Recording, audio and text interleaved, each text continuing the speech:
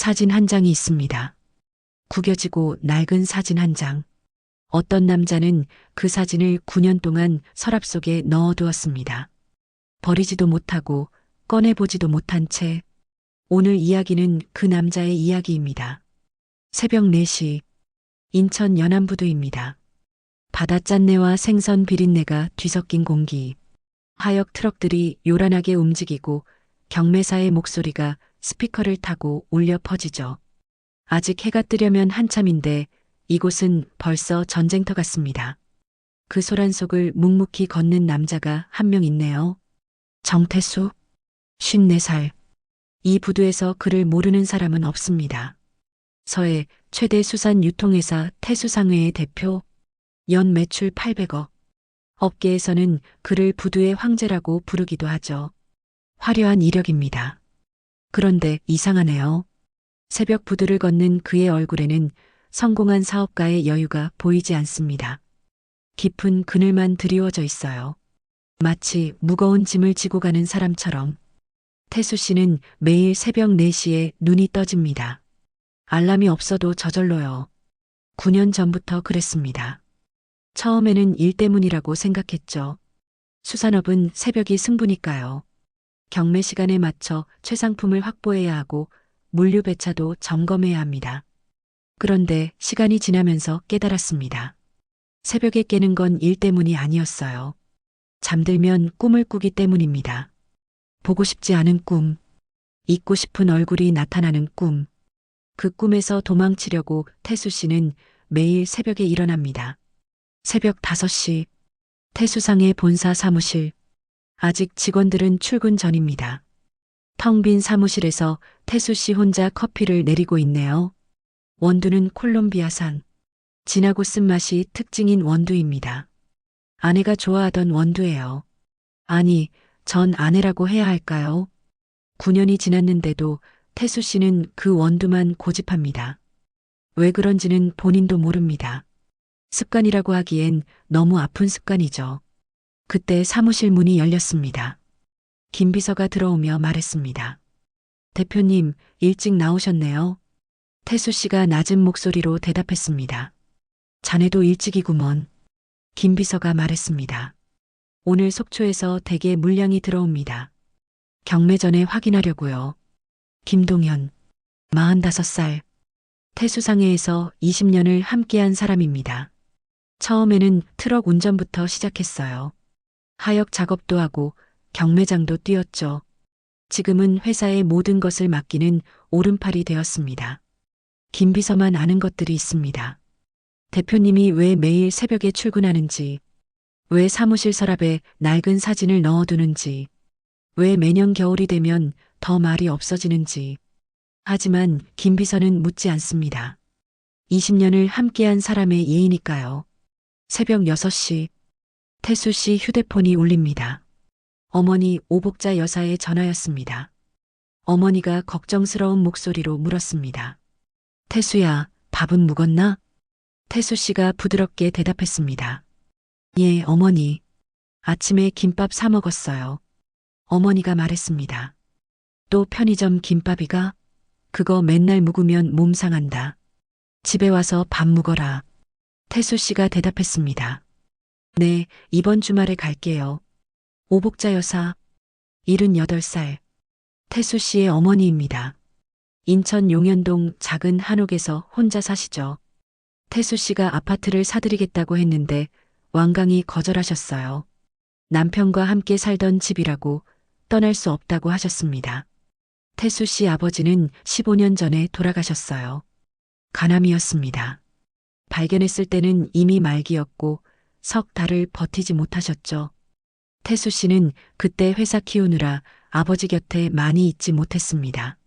그것도 가슴에 묻어둔 후회 중 하나예요. 하루가 지나갑니다. 회의, 계약, 전화, 서류. 바쁜 하루였죠.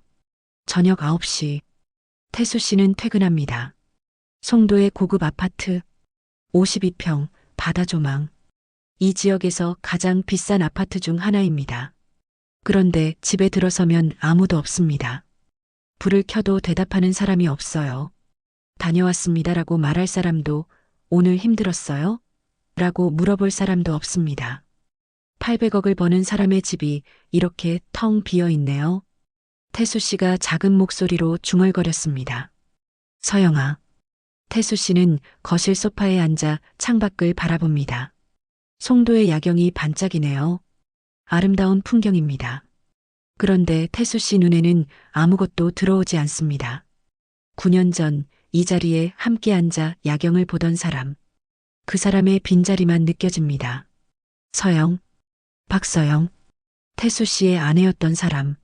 아니, 법적으로는 아직도 아내인 사람입니다. 그녀를 처음 만난 건 22년 전이었습니다. 2004년 봄, 거래처 사장의 환갑잔치가 있던 날이었죠.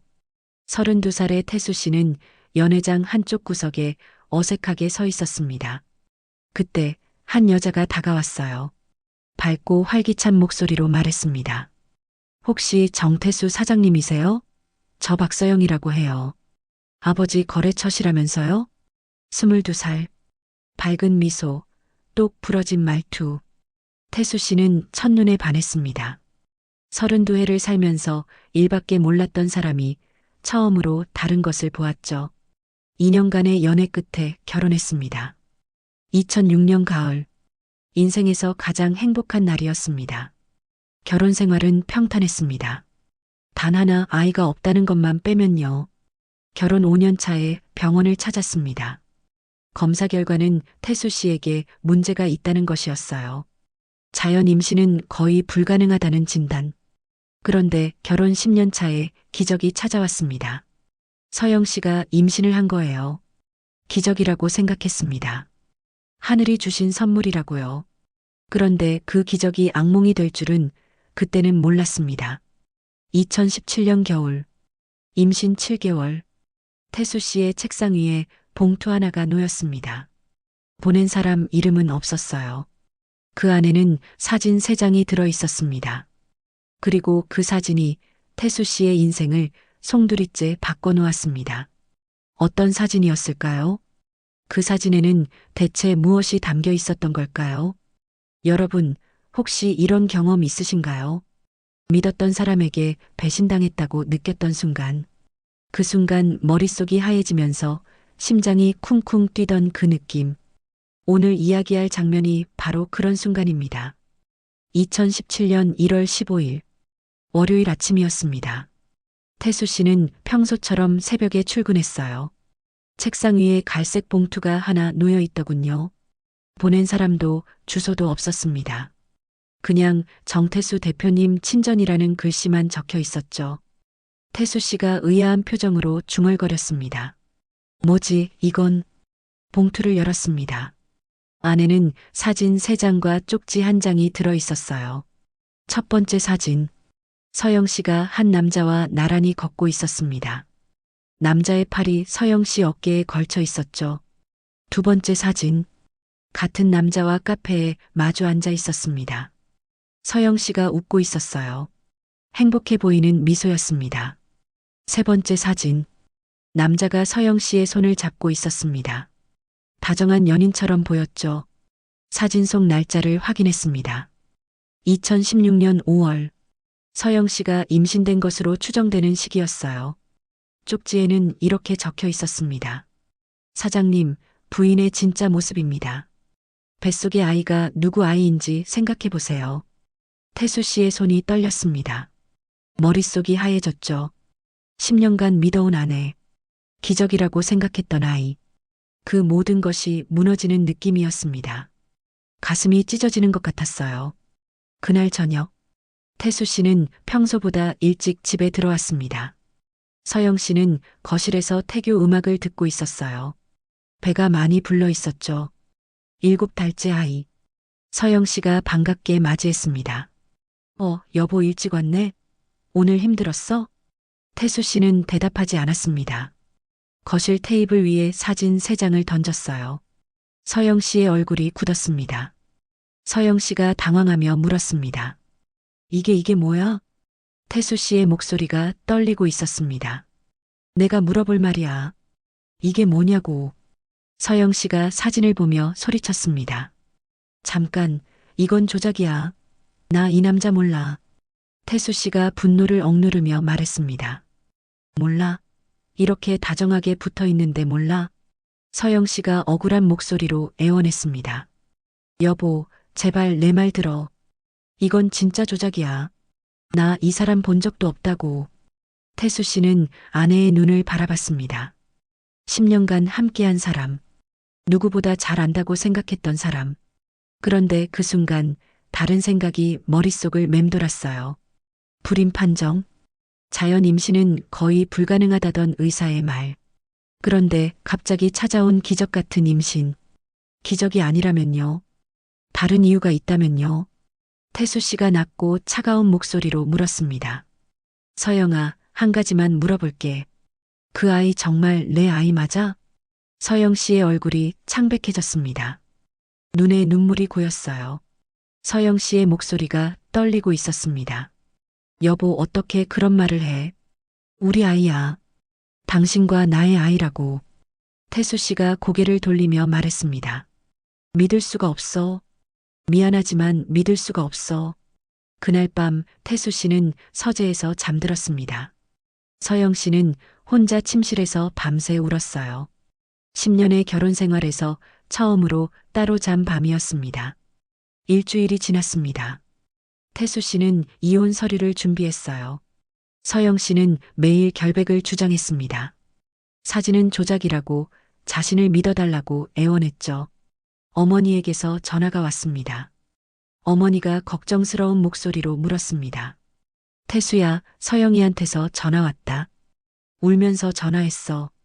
대체 무슨 일이고? 태수 씨가 차갑게 대답했습니다. 어머니, 신경 쓰지 마세요. 제가 알아서 할게요. 어머니가 답답한 목소리로 말했습니다.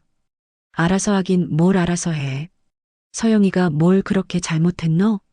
태수 씨가 말했습니다. 말씀드리기 어렵습니다. 끊을게요. 태수 씨는 어머니에게도 자세한 이야기를 하지 않았습니다. 창피해서였어요. 아내에게 배신당했다고 생각하니 너무 치욕스러웠죠. 그래서 혼자 감당하려 했습니다. 그게 더 큰 실수가 될 줄 모른 채 2017년 2월 태수 씨는 이혼 서류를 서영 씨 앞에 내밀었습니다. 태수 씨가 감정을 억누르며 말했습니다. 여기 서명해. 위자료는 충분히 줄 테니까. 서영 씨가 울먹이며 물었습니다. 태수 씨 정말 이럴 거야? 10년을 함께 살았잖아. 나를 그렇게 못 믿어? 태수 씨가 고개를 돌리며 말했습니다. 믿고 싶어도 못 믿겠어. 미안해. 서영 씨는 서류를 받아들었습니다. 그런데 서명하지 않았어요. 대신 서류를 가슴에 안고 조용히 말했습니다. 나는 서명 안 해. 당신이 언젠가 진실을 알게 될 거야. 그때까지 기다릴게. 서영 씨는 그날 짐을 싸서 집을 나갔습니다. 태수 씨는 막지 않았어요. 서영 씨가 어디로 갔는지 알지 못했습니다. 알려고 하지도 않았고요. 그렇게 서영 씨는 사라졌습니다. 뱃속의 아이와 함께 2달 후 태수 씨에게 한 통의 연락이 왔습니다. 서영 씨가 아이를 낳았다는 소식이었어요. 여자아이. 이름은 하윤. 하늘의 은혜라는 뜻이래요. 태수 씨는 그 소식을 듣고도 연락하지 않았습니다. 자신의 아이가 아니라고 생각했으니까요. 9년 3285일 태수 씨는 그 시간 동안 단 한 번도 그 아이를 보지 않았습니다. 과연 그 선택이 옳았던 걸까요? 9년이라는 시간. 어떻게 느껴지시나요? 누군가에게는 상처가 아무는 시간이고 누군가에게는 새 출발을 준비하는 시간이겠죠. 그런데 태수 씨에게 9년은 멈춰버린 시간이었습니다. 앞으로 가지도 뒤로 가지도 못한 채 그 자리에 서 있던 시간. 오늘은 그 9년의 이야기를 해볼까 합니다. 서영 씨가 떠난 뒤 태수 씨는 일에만 매달렸습니다. 새벽 4시에 일어나 밤 12시에 잠들었어요. 주말도 없었고 휴가도 없었습니다. 회사는 빠르게 성장했죠. 연 매출 200억에서 800억으로, 직원 50명에서 120명으로 성공이었습니다. 누가 봐도 성공이었어요. 그런데 그 성공 뒤에는 공허함만 남았습니다. 어느 날 김 비서가 조심스럽게 말을 꺼냈습니다. 대표님, 오늘 약속 있으신 거 아시죠? 중매 자리요. 태수 씨가 귀찮다는 듯 대답했습니다. 아, 그거 취소해. 김 비서가 말했습니다. 이번이 세 번째 취소입니다. 어머님께서 또 뭐라고 하실 텐데요. 태수 씨가 한숨을 쉬며 말했습니다. 알아서 핑계 대죠. 9년 동안 어머니 오복자 여사는 아들의 재혼을 주선하려 했습니다. 좋은 집안의 여자, 능력 있는 여자, 착한 여자, 여러 명을 소개했어요. 그런데 태수 씨는 한 번도 만나지 않았습니다. 이유를 묻는 사람에게는 바쁘다고만 했죠. 진짜 이유는 아무도 몰랐습니다. 태수 씨 본인도 인정하고 싶지 않았어요. 서영 씨를 잊지 못하고 있다는 걸. 어느 날 저녁, 태수 씨는 오랜만에 어머니 집을 찾았습니다. 용현동의 작은 한옥, 낡은 대문, 삐걱거리는 마루. 어릴 때부터 살던 집이에요. 어머니가 반갑게 맞이했습니다. 어휴, 이게 누구? 밥은 묵었나? 태수 씨가 부드럽게 대답했습니다. 아직이요, 어머니. 어머니가 말했습니다. 그래, 내가 금방 차려줄게. 오늘 북엇국 끓여놨다. 어머니의 북엇국. 어릴 때부터 먹던 맛입니다. 태수 씨는 밥을 먹으며 문득 서영 씨를 떠올렸어요. 서영 씨도 북어국을 잘 끓였거든요. 어머니에게 배웠다고 했죠. 어머니가 조심스럽게 물었습니다. 태수야, 네 아직도 서영이 생각하나? 태수 씨가 젓가락을 멈추며 물었습니다. 왜요? 어머니가 한숨을 쉬며 말했습니다. 그냥 내 얼굴 보이까 그 생각이 나서. 태수 씨가 굳은 표정으로 말했습니다. 어머니, 그 얘기는 하지 맙시다. 어머니가 안타까운 목소리로 말했습니다. 알았다, 알았어. 근데 태수야, 서영이가 나쁜 애 아닌 거 나는 알아. 10년을 며느리로 살았는데 내가 모르겠나? 그 애 착한 애였어. 태수 씨는 대답하지 않았습니다. 창밖을 바라봤어요. 어머니 말이 맞는지도 모릅니다. 서영 씨가 정말 배신한 건지 아닌지 9년이 지나도 확신할 수 없었어요. 그런데 이미 늦었다고 생각했습니다. 돌이킬 수 없다고. 9년간 김 비서는 비밀을 하나 간직하고 있었습니다. 태수 씨가 모르는 비밀이요. 매달 한 번 김 비서는 서영 씨의 주소를 확인했어요. 태수 씨의 지시였습니다. 서영 씨가 떠난 직후부터요. 연락하거나 접촉하지 말고 그냥 어디 사는지만 알아봐 달라고 했죠. 9년간 한 번도 찾아가지 않으면서 어디 사는지는 확인하는 사람. 그게 태수 씨였습니다. 한편 서영 씨는 어떻게 살고 있었을까요? 서영 씨는 인천을 떠나 부천에 정착했습니다. 작은 원룸에서 혼자 아이를 낳았어요. 출산 비용은 모아둔 적금으로 겨우 충당했죠. 아이 이름은 하윤. 하늘의 은혜라는 뜻입니다. 기적처럼 찾아온 아이라서 그런 이름을 지었대요. 미혼모의 삶은 녹록지 않았습니다. 처음에는 편의점 야간 알바를 했어요. 낮에는 아이를 돌보고 밤에는 일하러 나갔죠. 잠은 하루에 4시간도 못 잤습니다. 몸이 버티질 못했어요. 쓰러진 적도 여러 번. 그래도 포기하지 않았습니다. 서영 씨의 유일한 친구 영자 씨가 말했습니다. 서영아, 너 진짜 힘들면 말해. 내가 도와줄게. 서영 씨가 억지로 웃으며 대답했습니다. 괜찮아, 언니. 나 혼자 할 수 있어. 영자 씨. 서영 씨의 대학 동기이자 유일한 친구입니다. 서영 씨가 부천에 정착했을 때 가장 먼저 달려와 준 사람이에요. 영자 씨는 이혼의 내막을 알고 있었습니다. 서영 씨가 얼마나 억울해했는지, 얼마나 울었는지. 영자 씨가 분개하며 말했습니다. 그 인간 진짜 너무하더라. 10년을 같이 살고 그렇게 믿어주지도 않아? 서영 씨가 조용히 대답했습니다. 언니, 욕하지 마. 태수 씨도 힘들었을 거야. 누가 그런 사진 보면 안 흔들리겠어. 서영 씨는 태수 씨를 원망하면서도 미워하지 못했습니다. 10년을 함께한 사람이니까요. 좋았던 시간이 너무 많았으니까요. 그리고 무엇보다 하윤이가 있었습니다. 태수 씨를 닮은 눈, 자신을 닮은 코. 서영 씨는 하윤이를 볼 때마다 태수 씨를 떠올렸어요. 시간은 흘렀습니다. 하윤이는 1살, 2살, 3살, 어느덧 8살이 되었죠. 서영 씨는 그 사이 야간 대학원에서 회계사 자격증을 땄어요. 아이 키우면서 공부하느라 몸이 많이 상했지만 해냈습니다. 이제는 송도의 작은 아파트에서 살고 있어요. 하윤이가 5살 때 처음 그 질문을 했습니다. 하윤이가 순수한 목소리로 물었습니다. 엄마, 아빠는 왜 없어? 서영 씨는 한참을 말하지 못했어요. 뭐라고 대답해야 할지 몰랐거든요. 서영 씨가 조심스럽게 대답했습니다. 아빠는 멀리 있어. 일 때문에 바빠서 못 오는 거야. 하윤이가 고개를 갸웃하며 물었습니다. 멀리? 얼마나 멀리? 서영 씨가 아이의 머리를 쓰다듬으며 말했습니다. 아주 멀리. 하지만 아빠도 하윤이 사랑해. 서영 씨는 하윤이에게 아빠를 나쁘게 말하지 않았습니다. 원망이 아닌 그리움으로 이야기했어요. 어쩌면 아직도 태수 씨를 사랑하고 있었는지 모릅니다. 아니면 하윤이가 아빠를 미워하지 않길 바랐는지도요. 2026년 1월, 9년이 흐른 어느 겨울, 운명은 두 사람을 다시 만나게 합니다. 우연이었을까요? 필연이었을까요? 한 가지는 분명합니다. 그날 이후 모든 것이 바뀌기 시작했습니다. 어떤 일이 일어난 걸까요? 우연이라는 게 있을까요? 생각지도 못한 순간에 생각지도 못한 사람을 만나는 것. 그게 정말 우연일까요? 아니면 정해진 운명일까요? 오늘 이야기는 그런 순간에서 시작됩니다. 2026년 1월 18일, 토요일 오후, 송도 현대백화점 앞이었습니다. 겨울 햇살이 차갑게 내리쬐고 있었어요. 백화점 앞은 주말을 즐기는 사람들로 붐볐습니다.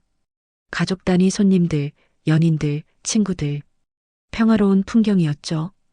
오후 3시 45분. 신호등이 파란불로 바뀌었습니다. 횡단보도를 건너는 사람들.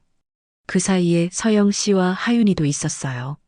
갑자기 굉음이 울렸습니다. 신호를 무시한 트럭 한 대가 횡단보도로 돌진한 거예요.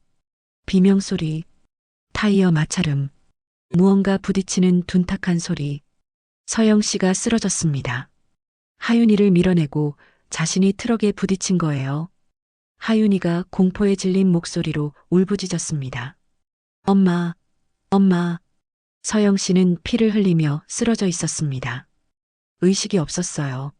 사람들이 몰려들었고 누군가 119에 전화했죠. 하윤이는 엄마 곁에서 울고 있었습니다. 8살 아이에게는 너무 큰 공포였어요. 같은 시각, 태수 씨는 회사에서 일하고 있었습니다. 토요일에도 쉬지 않는 건 늘 그랬죠. 김 비서가 급하게 사무실로 들어왔습니다.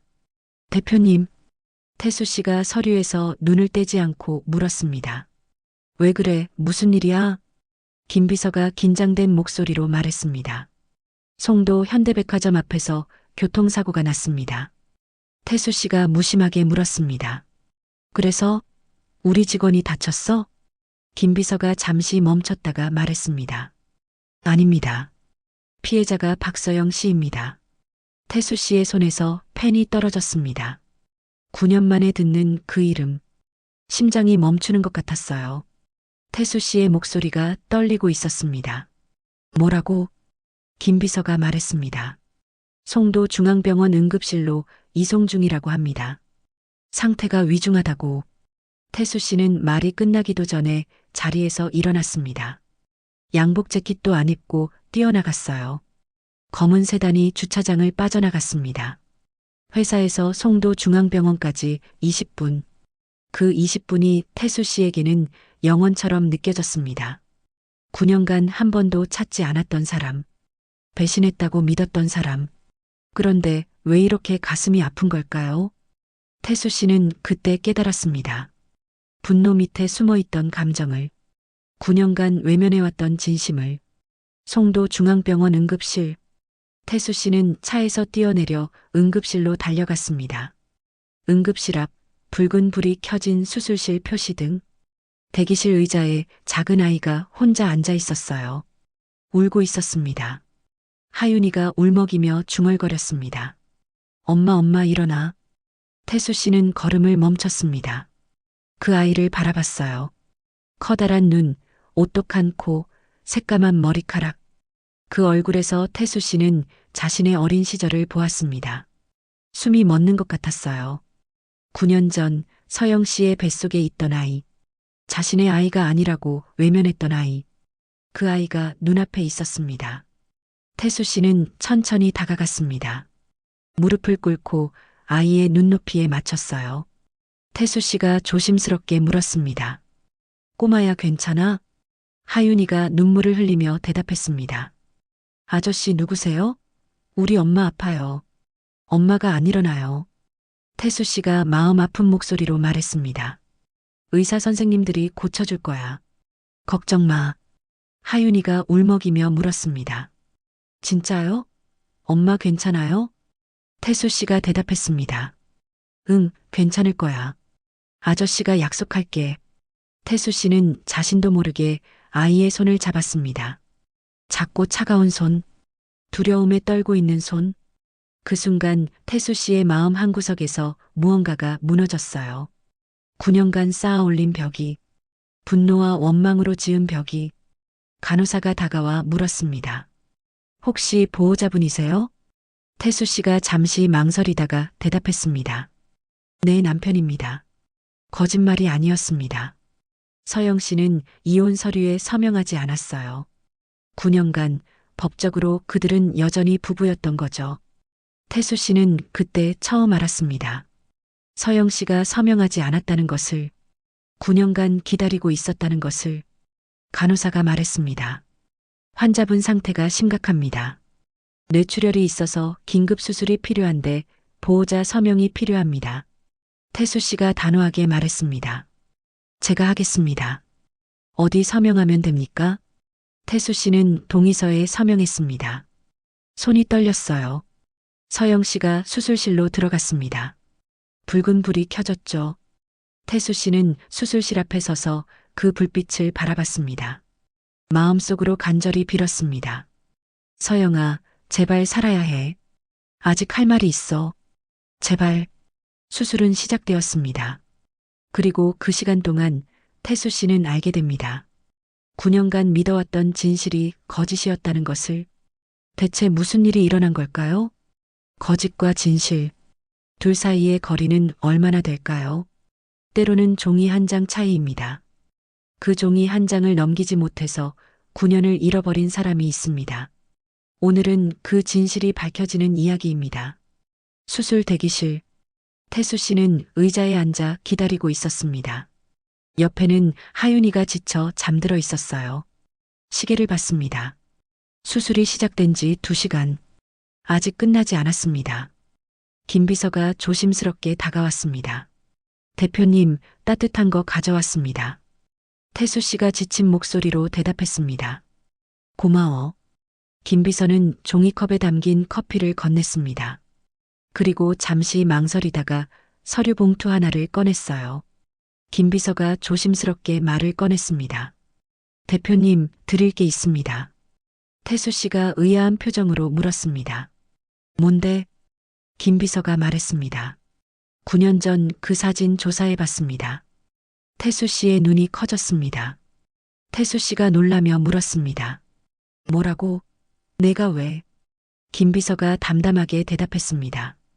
죄송합니다. 월권이었습니다.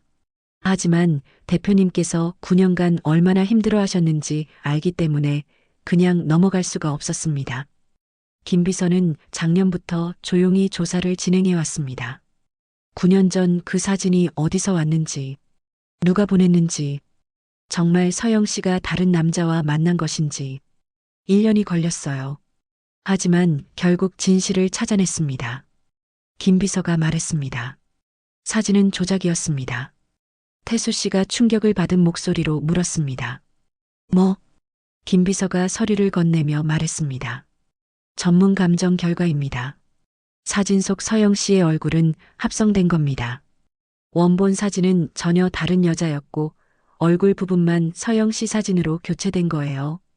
태수 씨는 서류를 받아들었습니다. 손이 떨렸어요. 감정서에는 명확하게 적혀 있었습니다. 해당 사진은 디지털 합성의 흔적이 발견됨. 얼굴 부분의 픽셀 밀도와 색상 보정값이 주변과 일치하지 않음. 전문적인 편집 소프트웨어를 사용한 것으로 추정됨. 태수 씨의 목소리가 떨리고 있었습니다. 그러면 서영이가 진짜? 김 비서가 고개를 끄덕이며 말했습니다. 네. 사모님은 결백하셨습니다. 그 남자를 만난 적이 없습니다. 태수 씨는 서류를 쥔 채 얼어붙었습니다. 머릿속이 하얘졌어요. 9년간 서영 씨를 원망했습니다.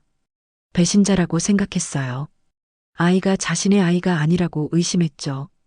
그 모든 것이 거짓이었습니다. 누군가의 조작이었어요. 태수 씨의 목소리가 떨리고 있었습니다. 누가 이런 짓을? 김 비서가 조심스럽게 말했습니다. 그것도 조사했습니다. 당시 사진을 의뢰한 사람의 결제 기록을 추적했습니다. 김 비서가 다른 서류를 꺼냈습니다.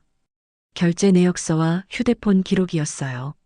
그 이름을 보았을 때 태수 씨는 숨을 쉴 수 없었습니다. 김 비서가 낮은 목소리로 말했습니다. 정민수 씨입니다. 대표님의 사촌입니다. 정민수, 태수 씨의 사촌 동생. 같은 할아버지 밑에서 자란 사람. 어릴 때부터 함께 놀던 사람이에요. 그런데 성인이 된 후로는 사이가 멀어졌습니다. 태수 씨가 성공하면서 민수 씨는 늘 그늘에 있었죠. 질투와 시기. 그것이 민수 씨의 마음속에서 자라고 있었습니다. 김 비서가 말했습니다. 정민수 씨는 당시 회사 지분 5%를 가지고 있었습니다. 대표님께서 이혼하고 상속 구조가 바뀌면 자신의 지분 가치가 올라갈 거라고 계산한 것 같습니다. 돈, 고작 돈 때문에 사촌이 형수의 인생을 망쳤습니다. 조카의 아버지를 빼앗았어요. 그리고 태수 씨는 그 거짓에 속아 넘어갔습니다. 아내의 말을 믿지 않고 사촌의 음모에 놀아났죠. 태수 씨가 무릎에 얼굴을 파묻으며 말했습니다. 내가 뭘 한 거야? 태수 씨의 눈에서 눈물이 흘렀습니다. 9년 만에 흘리는 눈물. 분노와 자책, 후회가 뒤섞인 눈물이었어요. 그때 옆에서 잠들어 있던 하윤이가 눈을 떴습니다. 하윤이가 졸린 목소리로 물었습니다. 아저씨? 아저씨 왜 울어요? 태수 씨는 고개를 들었습니다. 하윤이의 얼굴을 바라봤어요. 자신의 눈, 서영 씨의 코, 그 얼굴에서 두 사람의 흔적이 보였습니다. 9년간 외면했던 진실이. 태수 씨가 울먹이며 말했습니다. 아저씨가 나쁜 짓을 많이 했어. 그래서 우는 거야. 하윤이가 순수한 목소리로 말했습니다. 나쁜 짓 하면 울지 말고 사과하면 돼요. 엄마가 그랬어요. 8살 아이의 말이 태수 씨의 가슴을 찔렀습니다. 사과. 9년간 하지 못한 사과. 서영 씨가 깨어나면 반드시 해야 할 말. 그때 수술실 문이 열렸습니다. 의사가 나왔어요. 태수 씨는 벌떡 일어났습니다. 수술 결과는 어떻게 되었을까요? 서영 씨는 무사할까요? 수술실 문이 열렸습니다. 의사가 마스크를 벗으며 나왔어요. 태수 씨는 그 표정을 읽으려 했습니다.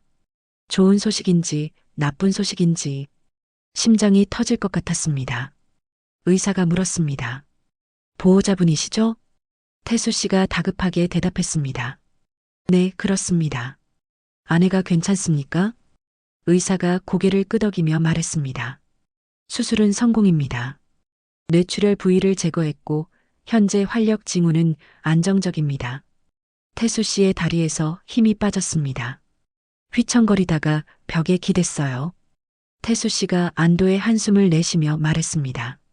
감사합니다. 정말 감사합니다. 의사가 덧붙였습니다. 다만 의식을 회복하는데 시간이 걸릴 수 있습니다. 며칠에서 일주일 정도요. 보호자분께서 곁에 계시는 게 좋습니다. 태수 씨가 단호하게 대답했습니다. 네, 여기 있겠습니다. 계속 있겠습니다. 서영 씨는 중환자실로 옮겨졌습니다. 태수 씨는 중환자실 앞에서 밤을 샜어요. 하윤이도 함께였습니다. 김 비서가 담요와 음식을 가져왔지만 태수 씨는 거의 먹지 않았습니다. 그냥 중환자실 문만 바라보고 있었어요. 하루가 지났습니다. 이틀이 지났습니다. 사흘째 되는 날, 서영 씨가 눈을 떴습니다. 간호사의 연락을 받고 태수 씨는 중환자실로 들어갔습니다.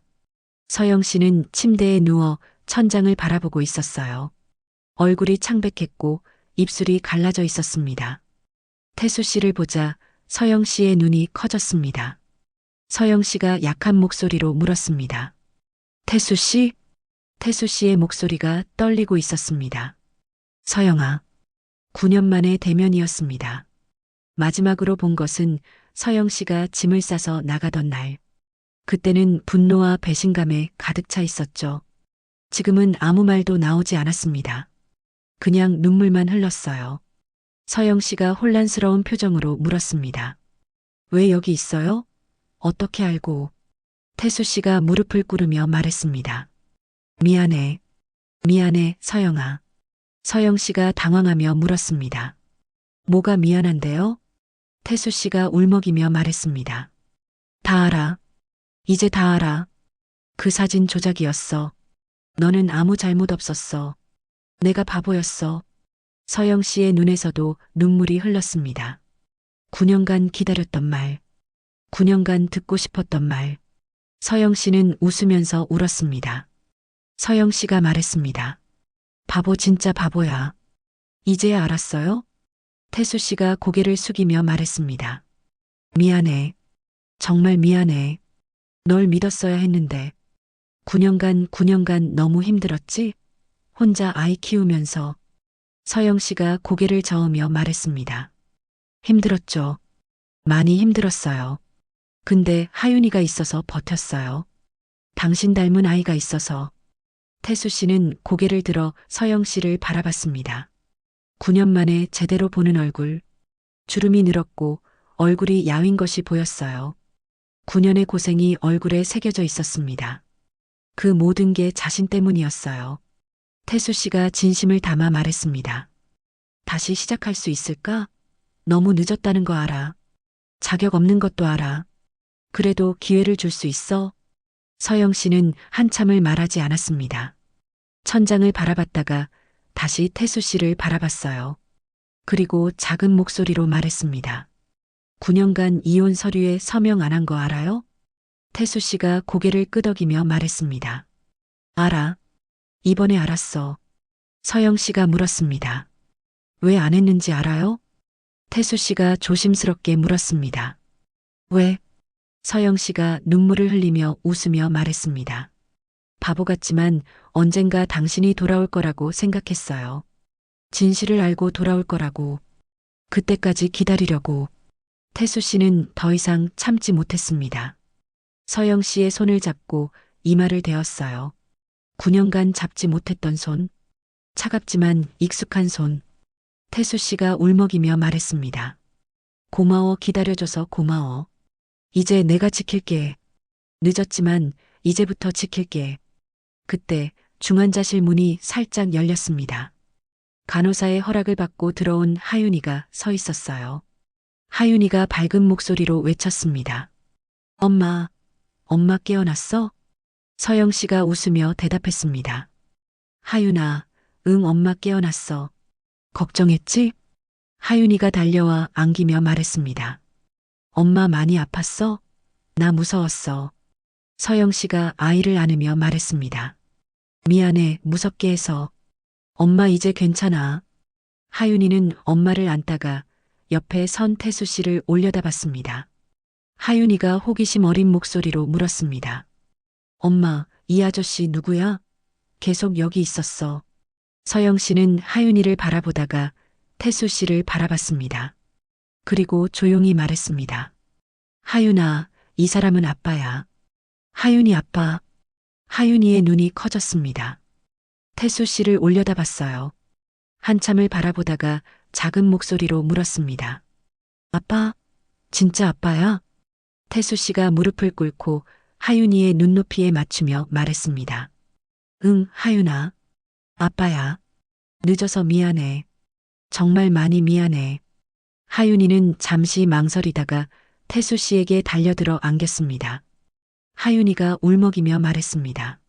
아빠, 나 아빠 보고 싶었어. 엄마가 아빠 사진 보여줬는데 보고 싶었어. 태수 씨가 울며 아이를 안으며 말했습니다. 아빠도 보고 싶었어. 이제 어디 안 가. 계속 함께 있을게. 중환자실의 작은 병상 위. 세 사람이 서로를 안고 울었습니다. 9년간 떨어져 있던 가족이 그렇게 다시 하나가 되었습니다.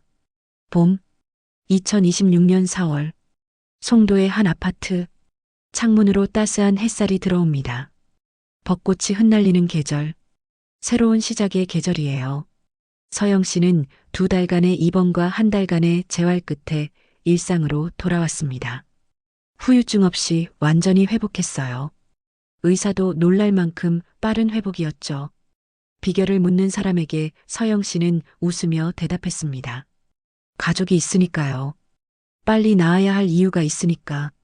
세 식구는 함께 살기 시작했습니다. 송도의 새 아파트, 태수 씨가 구한 집이에요. 넓고 밝은 거실, 하윤이의 방, 서영 씨의 서재. 태수 씨는 매일 아침 밥을 차렸습니다. 요리를 해본 적 없는 사람이 갑자기 시작하니 처음에는 엉망이었죠. 서영 씨가 웃으며 말했습니다. 여보, 된장찌개에 설탕 넣으면 어떡해요? 태수 씨가 멋쩍게 대답했습니다. 아, 소금인 줄 알았는데. 하윤이가 밝게 웃으며 말했습니다. 아빠 요리 이상해. 그래도 맛있어. 태수 씨가 웃으며 물었습니다. 이상한데 맛있다고? 그건 칭찬이야, 욕이야? 하윤이가 깔깔 웃으며 말했습니다. 칭찬. 아빠가 해주는 건 다 맛있어. 서툰 요리, 어색한 대화, 그리고 작은 웃음들. 9년의 공백을 채우기엔 부족했지만 그들은 조금씩 가족이 되어가고 있었습니다. 어느 날 태수 씨는 어머니를 모시고 왔습니다. 오복자 여사, 78살. 며느리를 9년 만에 다시 만나는 날이었어요. 어머니가 떨리는 목소리로 말했습니다. 서영아. 서영 씨가 인사하며 말했습니다.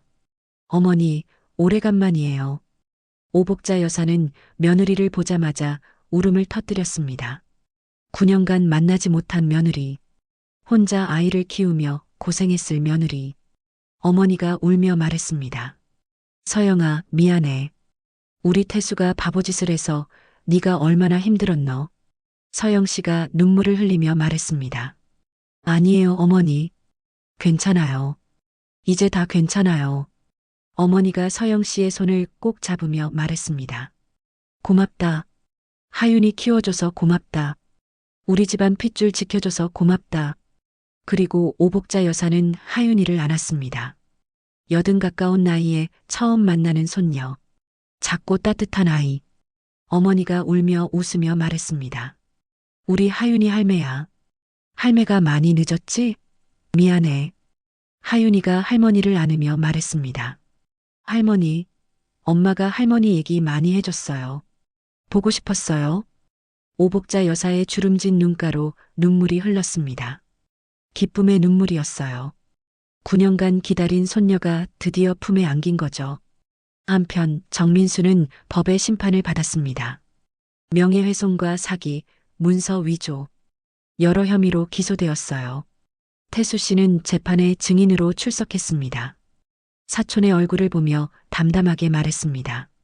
저는 이 사람 때문에 가족을 잃을 뻔했습니다. 9년간 아내와 딸을 만나지 못했습니다. 그 시간은 돌아오지 않습니다. 정민수는 징역 3년을 선고받았습니다. 법정을 나오며 태수 씨에게 고개 숙여 사과했어요. 태수 씨는 대답하지 않았습니다. 용서하기엔 아직 이른 것 같았거든요. 어쩌면 영영 용서하지 못할 수도 있습니다. 그러나 그것은 더 이상 중요하지 않았어요. 이제는 앞으로 나아갈 일만 남았으니까요. 2026년 5월, 태수 씨와 서영 씨는 다시 결혼식을 올렸습니다. 20년 전 첫 결혼식처럼 작은 예식이었어요. 가족과 가까운 친구들만 초대했습니다. 오복자 여사, 김비서, 영자 씨, 그리고 하윤이. 하윤이가 들뜬 목소리로 말했습니다. 엄마 예뻐. 아빠도 멋있어. 서영 씨가 웃으며 말했습니다. 하윤이가 제일 예뻐. 태수 씨가 진지하게 말했습니다. 서영아, 이번에는 절대 놓지 않을게. 평생? 서영 씨가 눈물을 글썽이며 웃으며 말했습니다. 알아요. 믿어요. 작은 예식장에서 두 사람은 다시 서약했습니다. 9년 전 지키지 못한 약속을 이번에는 반드시 지키겠다고. 가을 2026년 10월 인천 연안부두의 새벽. 태수 씨는 여전히 4시에 일어납니다. 그러나 이제는 이유가 다릅니다. 악몽에서 벗어나기 위해서가 아니에요. 가족을 위한 아침을 준비하기 위해서입니다. 새벽 4시 태수 씨는 조용히 일어나 부엌으로 갑니다. 서툴지만 정성스럽게 아침을 준비해요. 6시가 되면 하윤이가 일어납니다. 눈 비비며 부엌으로 와서 아빠를 안아요. 하윤이가 졸린 목소리로 말합니다. 아빠, 좋은 아침. 태수 씨가 따뜻하게 대답합니다. 좋은 아침, 우리 딸. 7시가 되면 서영 씨가 내려옵니다. 세 사람이 함께 식탁에 앉아 아침을 먹어요. 별거 아닌 일상. 그러나 태수 씨에게는 기적 같은 일상입니다. 인천 연안부두의 새벽. 태수 씨는 사무실 창밖을 바라봅니다. 해가 떠오르고 있어요. 9년 전 이 창밖을 바라보며 무엇을 생각했는지 기억합니다. 분노, 배신감, 그리고 끝없는 후회. 그때는 해가 떠도 어둠뿐이었죠. 지금은 다릅니다. 해가 지면 집에 갈 생각을 합니다. 아내와 딸이 기다리는 집, 따뜻한 저녁 식사가 있는 집, 웃음소리가 있는 집. 사람은 누구나 실수를 합니다. 때로는 되돌릴 수 없을 것 같은 실수를. 그러나 포기하지 않으면 기회는 다시 옵니다. 용기를 내어 손을 내밀면 잡아줄 손은 반드시 있어요. 늦었다고 생각할 때가 가장 빠른 때입니다. 후회하고 있다면 지금 당장 말하세요. 보고 싶은 사람이 있다면 지금 당장 만나세요. 9년은 긴 시간입니다. 하지만 남은 인생은 더 깁니다. 그 시간을 어떻게 채울지는 오늘 결정할 수 있어요. 이것이 정태수와 박서영, 그리고 하윤이의 이야기입니다. 9년의 후회가 평생의 사랑이 된 이야기. 무너진 가족이 다시 일어선 이야기. 이 이야기가 당신의 마음에 작은 울림이 되었기를 바랍니다. 용기가 필요한 누군가에게 희망이 되었기를 바랍니다. 오늘 이야기 어떠셨나요? 혹시 가슴 한켠이 뭉클해지셨다면 구독과 좋아요, 그리고 알림 설정 부탁드립니다. 여러분의 사연도 기다리고 있습니다. 삶의 이야기, 가족의 이야기, 후회와 화해의 이야기. 어떤 이야기든 소중하게 다루겠습니다. 다음 이야기에서 또 만나요. 오늘도 편안한 하루 보내세요.